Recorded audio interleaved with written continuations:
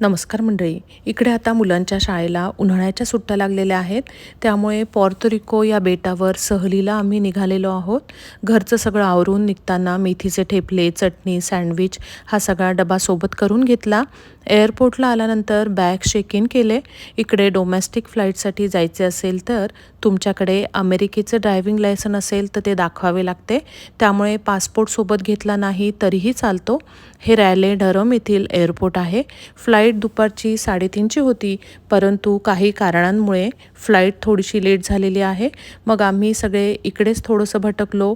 दुपारचा स्टारबक्समध्ये चहा घेतला. त्यानंतर फ्लाईट आल्यानंतर फ्लाईटमध्ये बसलो. पॉर्तो जाण्यासाठी आम्हाला एकूण 3.25 तास लागणार होते. कॅरेबियन समुद्रामध्ये डॉमिनिकन रिपब्लिकच्या शेजारी हे छोटंसं बेट आहे. अमेरिकेमधल्या मायामी या शहरापासून 1600 किलोमीटर अंतरावर हे बेट आहे. याच्या